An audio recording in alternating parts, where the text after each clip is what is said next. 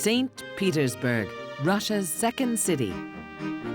The best-known street here is Nevsky Prospekt, a 300-year-old survivor that runs through the heart of the city and where there's evidence of every stage of Russia's epic history. From the dictatorship of the Tsars, the rise and fall of the communist state, through to the new Russia of the 21st century. Nevsky Prospekt has a violent heritage. The church on the spilled blood, Insurrection Square, duels and assassinations, a siege and the mother of all revolutions. Take a ride through Russian history. Take a walk down Nevsky Prospekt.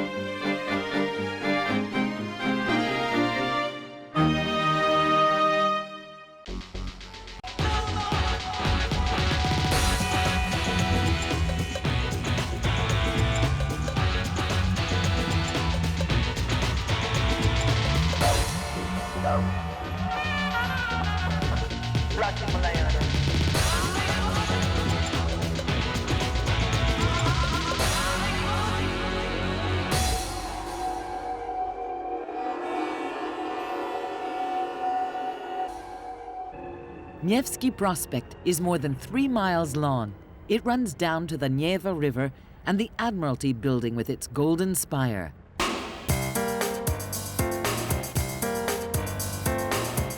Stand still for just a moment on Nevsky Prospekt, and it seems that all of Russia passes you by. The old and the new Russia, bright faces of the future, people from all walks of life.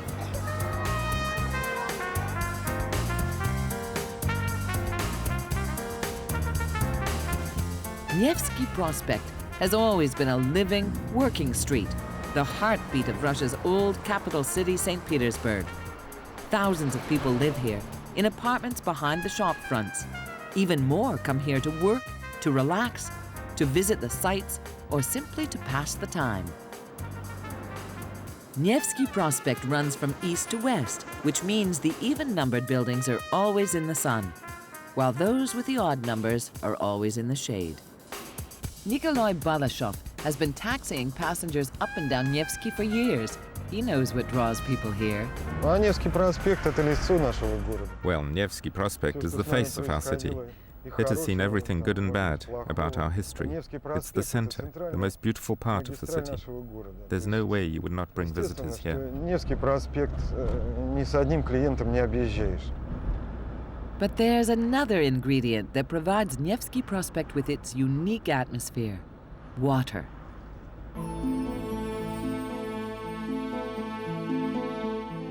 Three different waterways cross under Nevsky Prospekt: the Moika River, the Griboidov Canal, and the Fontanka River. St. Petersburg is known as the Venice of the North. There are over 60 rivers and more than 100 miles of canals running through the city. In fact, the whole city was born out of the water.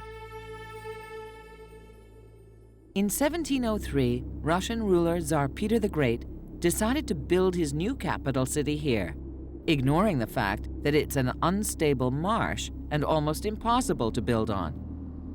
Hundreds of thousands of people were killed while building this city, but eventually the waters were contained and St. Petersburg was established just where Peter wanted it. Not surprisingly, the appalling death toll provoked powerful rumors that the city was cursed and that history would take its revenge.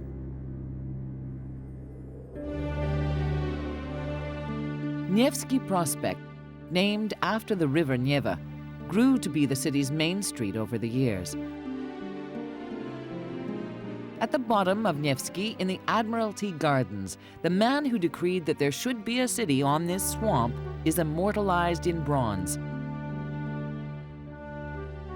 This 1,500-ton statue of Peter the Great is called the Bronze Horseman.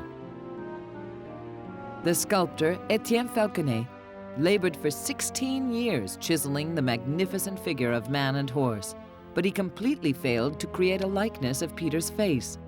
It was his student, the only woman sculptor of the time, who sculpted the face and finished the statue overnight. Now the statue is one of St. Petersburg's most famous attractions. And it's a popular stop-off for the city's newlywed couples who can be found here almost every weekend, having a photo call in front of the city's founding father.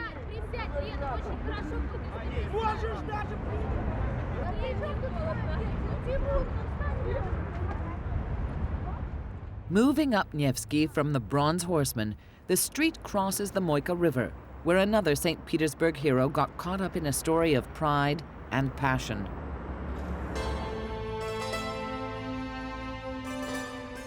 In this house on the Moika lived one of Russia's greatest writers, Alexander Pushkin.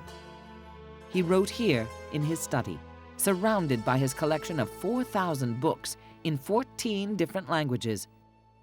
Pushkin may have been the father of Russian literature, but he too suffered from writer's block, and his doodles are still carefully preserved. Pushkin spent most of his time here, but when he did take a break, he would have walked down to Nevsky to the cafe at number 18. This cafe, now known as the Literary Cafe, was once a famous pastry shop and a meeting place for St. Petersburg writers. Here he would have enjoyed catching up on the gossip, until, that is, it concerned his wife. She was a well-known beauty and renowned for her intimate liaisons. And when Pushkin found out about her affair with a certain Baron Dantes, he was outraged and challenged the Baron to a duel. On a freezing February day in 1837, Pushkin walked from his house down to Nevsky and headed out of the city. In a snowy field, pistols were drawn. Pushkin was hit first. He fired back, but the damage had been done.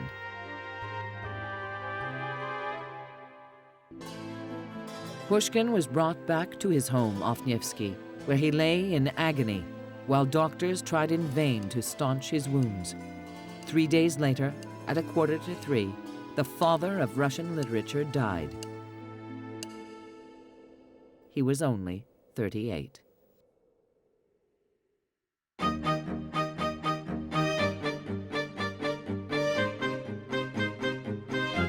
Look around Nevsky Prospekt, and the legacy of the Russian imperial era is everywhere. Palaces, statues, and churches are there to remind us that the Tsars ran the show here for 200 years, and they had money to burn. In a side street off Nevsky, a very glamorous tradition was born out of the Tsar's spending power. A jeweler called Fabergé was commissioned to craft a series of exquisite Easter eggs for the royals. Each creation was unique, with intricate scenes inside, miniature boats, portraits, and even a complete train set. No expense was spared with the decorations. In all, 56 eggs were made over the years. Only 43 have survived.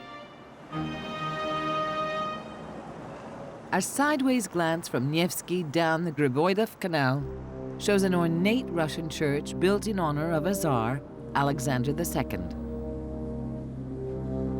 But behind the gold and glitter is another Nevsky story, this time of anarchy and assassination. In 1881, Alexander II was the ruling Tsar, but a group of radicals intent on bringing down the monarchy planned to assassinate him. They knew that the Tsar always traveled down this side street off Nevsky, and they planned an ambush. They hired a shop here as their mission headquarters. They dug a trench under the road and stuffed it with dynamite. They set up a lookout in this shop window.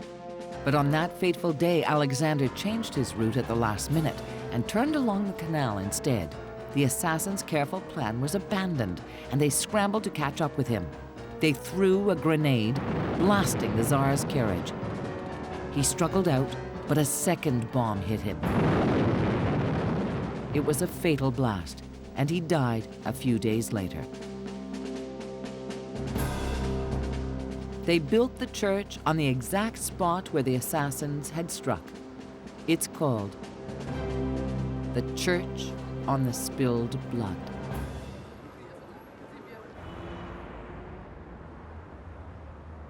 In St. Petersburg, number 37 Nevsky Prospekt is the place to come for books, 3 million of them. The Russian National Library is one of the biggest libraries in the world. It's free, available to everyone, and usually full of eager readers. In the 1890s, one particular man came here regularly to gather his thoughts. His name was Vladimir Ulyanov. He's now better known as Lenin, the leader of the Russian Revolution. Lenin had a complex personal life, and in order to spend time here plotting the overthrow of the Tsars, he had to deceive both the women in his life. He would tell his mistress that he was with his wife, and then he'd tell his wife that he was, well, just somewhere else, and sneak off to read here in the library. The balcony of the library looks out over Nevsky Prospekt. In 1917, just a few feet from the reading room where Lenin had worked, the effects of his inflammatory words were played out. The Russian Revolution was sparked by angry crowds protesting here against the government, as librarian Tatyana Shomina tells us. It was from this balcony here that you could see the demonstrations of 1917. Inspired by Lenin and desperate for social and economic change, these demonstrations soon became a powerful force that altered the face of Russian history. St. Petersburg was the cradle of the Russian Revolution, and the events up and down Nevsky Prospekt shook the world. From Uprising Square outside the station, right down to the Winter Palace, where the final deadly phase ran its course. At 9:45 on the night of October 25th, a cruise ship moored on the river near the palace fired off a signal. And the troops of Lenin's Revolutionary Party stormed the Winter Palace to rout out the provisional government and make the new Soviet era a reality. The new communist regime honored the leader of the revolution and changed the city's name to Leningrad. At number 28 Nevsky Prospekt, Dom Knigi, the House of Books, was the first bookshop opened up in the new Soviet Union. Today, Dom Knigi is St. Petersburg's biggest bookshop, feeding the Russians' voracious appetite for literature. Book prices are still cheap, less than $1 for some of these classics. Ludmila Yevna has been working here for nearly 50 years. She remembers the early days. I came here in 1952, and things were very, very different. There were 2 huge bookcases stuffed with poems, all of them dedicated to Stalin. Joseph Stalin took over from Lenin and imposed an iron will on every aspect of Russian life. He also led the Russian people into a war against the Germans, which had appalling consequences on Nevsky Prospekt. During the years 1942 to 1944, Hitler's army was determined to take the city, and so the Germans subjected the city to a ferocious bombardment.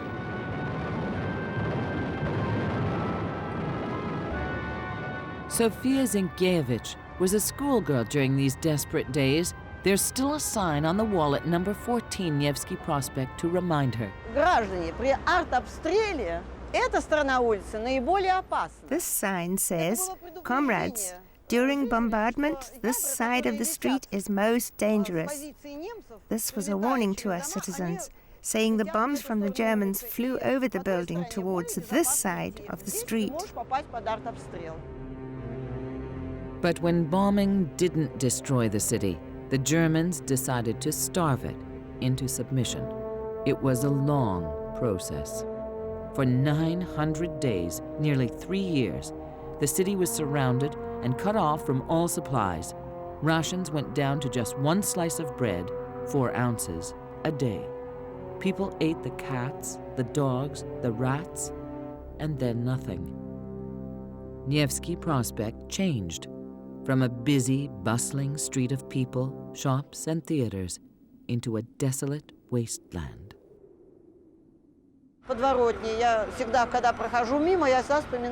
I always remember one episode.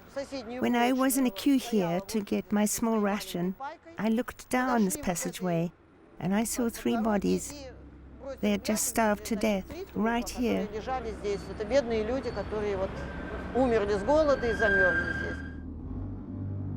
Throughout the 3 long years of the siege of Leningrad, the radio broadcast concerts from the Philharmonia Hall off Nevsky Prospekt.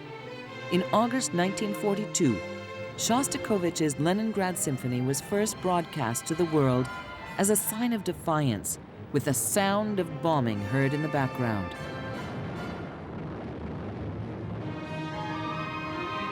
The music was also played on the street. And when there was nothing to broadcast, no news, no concerts, the radio broadcast the haunting tick of a metronome, reminding citizens that communications were still open, hope was alive. Hope did stay alive, and Germany lost the war. But the city had paid a huge price. From a flourishing population of 3 million citizens at the beginning of the siege, fewer than 1 million people survived. The Russians have always proved resilient, and the city slowly came back to life. And after a few years, Nevsky Prospekt once again became the lively heart of the city, and once again began to attract Russians who wanted a taste of the good life.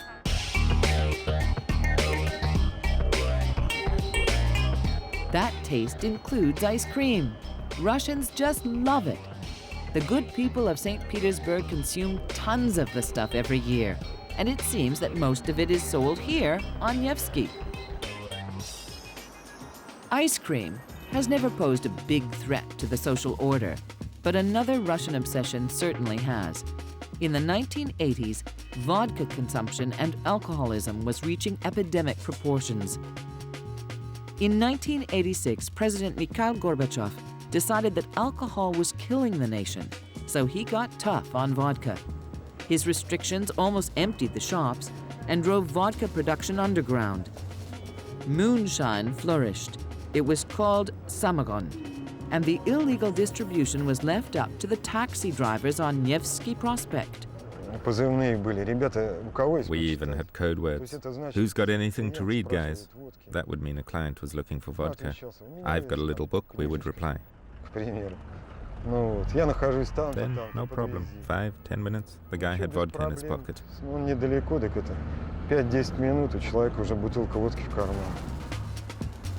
But prohibition didn't last too long. Gorbachev was soon distracted by more pressing problems. The communist regime was crumbling. In 1991, the Soviet Union collapsed, and the communist era was over. Palace Square was again full of citizens with attitude. This time they had come to vote, to change the city's name again, from Leningrad back to St. Petersburg. Nevsky Prospekt in St. Petersburg is changing again. The old Nevsky of the Tsars, of the Revolution, and of the Communists is all under serious reconstruction, and the new era is literally being built everywhere. It's only been a decade since the latest change, but capitalism is back in business here. You can have your blinis and caviar fast food style in the new kiosks opening up. The big names of the Western brands are moving in too. But in the small shops and businesses like this hat shop at number 98, the changes are taking place more slowly. Lydia Pavronova has been working here for 22 years. This shop has been here on Nevsky for about 50 years. We've got hundreds of designs and our clients continue down the generations. At first the mothers dressed here, then their daughters, now they bring their grandchildren. Russians take their hats very seriously, and when it comes to business, Lydia has had to change with the times. The orders for the hat shop are made up in her workshop by a team of milliners. Lydia still calls them her collective, an old communist term, but she is in fact now a managing director and must run her business with profits in mind. The hats are still made by hand and cost anything up to $70.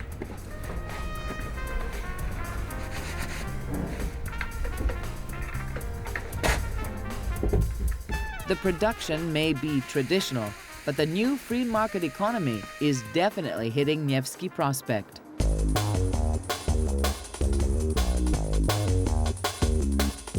And if the shops are changing fast, so is the nightlife.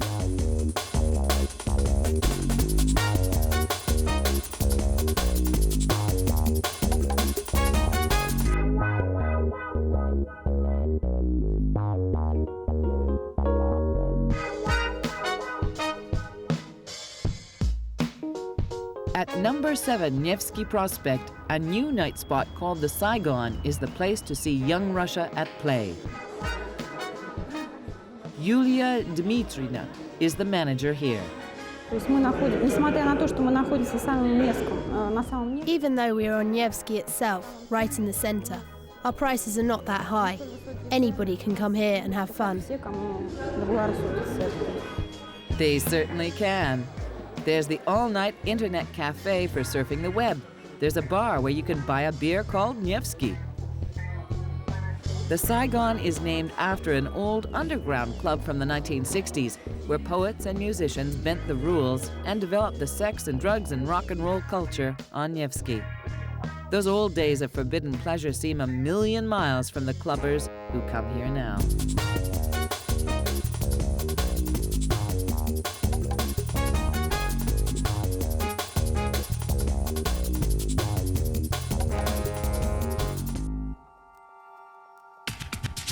In 2003, St. Petersburg will celebrate its 300th anniversary.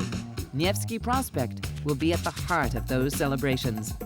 From its cursed beginnings, Nevsky Prospekt has come a long way.